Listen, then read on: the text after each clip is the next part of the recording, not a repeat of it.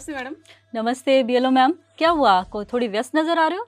हाँ मैडम, राजस्थान में एसआईआर शुरू हो गया है तो हमारी व्यवस्था हाउस टू हाउस सर्वे के दौरान बढ़ेगी। हाँ, लेकिन आप लोगों की तो पहले से बहुत अच्छी तैयारियां हैं। हाँ तैयारी है मैडम, लेकिन फिर भी मैं ये चाह रही थी कि बीएलओज की जर्नी इस पूरे पीरियड में और आसान रहे, इसके लिए आप कुछ गाइड कीजिए। इस फेज 2 के लिए जो सबसे खूबसूरत बात है वो ये है कि इस बार इनोवेशन फॉर्म बहुत ही आसान और छोटा सा हो गया है। एक ही पेज का है, आपने देखा होगा ना? हाँ, एक ही पेज का है। तो ऊपर के जितने भी कॉलम है वो तो प्री प्रिंटेड आ रहे हैं, उसमें एक फोटो लगानी है और वहाँ क्यूआर कोड भी है। नोट किया इसको? हाँ, क्यूआर कोड मैडम, ये कोई स्पेसिफिक है प्रत्येक हाँ के लिए? हाँ बिल्कुल। एक्चुअली जितने भी ईएफ हैं उन सब के लिए, हर एक के लिए अपना एक स्पेसिफिक क्यूआर कोड है और ये मतदाता की सूचना तक पहुंचाने के लिए। आपके भाग में कितने मतदाता हैं? 952। ओके, अगर मुझे 837वें नंबर के किसी मतदाता की सूचना कहीं देखनी हो तो कितना स्क्रॉल करना पड़ता है।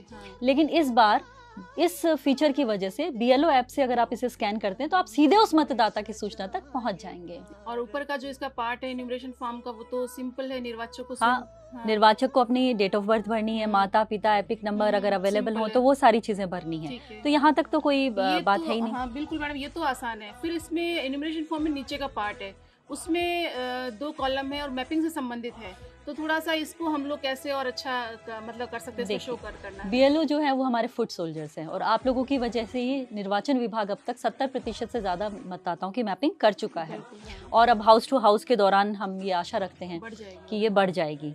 इस मैपिंग का तात्पर्य ये है कि पिछली एसआईआर जब भी हुई हो, राजस्थान में 2002 और बाद में बाहर के राज्यों में किसी भी सन में हुई हो, उसके साथ मतदाताओं की मैपिंग करना।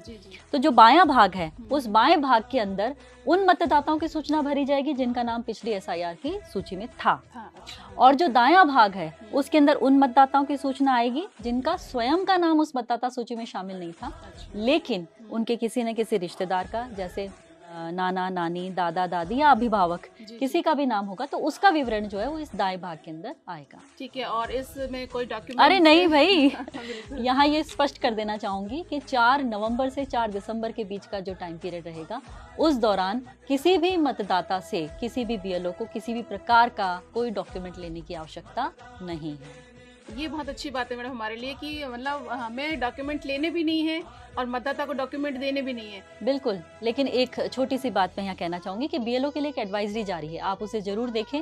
आई कार्ड पहन के जाएं जब भी फील्ड में जाएं। इसके साथ साथ बीएलओ ऐप को लगातार अपडेट करते रहें और आपको जो डेली समरी शीट दी जा रही है उसको ध्यान से भरें, क्योंकि उस समरी शीट के आधार पर ही आपका पर्यवेक्षण होगा और पता चलेगा कि आपको और अलग से असिस्टेंस की ज़रूरत है तो आपके साथ की जो वॉलंटियर्स है और जो हेल्प डेस्क है जो अवेलेबल हैं, बीएलए है, उन सब को आपके साथ अटैच करके ताकि आप आसानी से वो पूरा काम अपना कर सके। और हाँ, अगर बीएलओ ऐप या आईटी से रिलेटेड आपको कोई समस्या है तो आईटी से स्पेसिफिक एक हेल्प डेस्क जो है वो हर जिले के हेडक्वार्टर पे लगाई गई है, उसके नंबर भी आप सब लोगों के साथ साझा कर दिए गए हैं। मैडम ये बात तो वास्तव में बहुत अच्छी है कि हमारी तैयारी भी अच्छी है और निर्वाचन विभाग ने पहले से 70% से अधिक की मैपिंग कर चुके हैं हम लोग, तो निश्चित रूप से एसआईआर के दौरान हमारी प्रक्रिया जो भी पूरी होनी है वो बहुत आसानी से होगी। बिल्कुल होगी और आप सभी को इसकी शुभकामनाएं।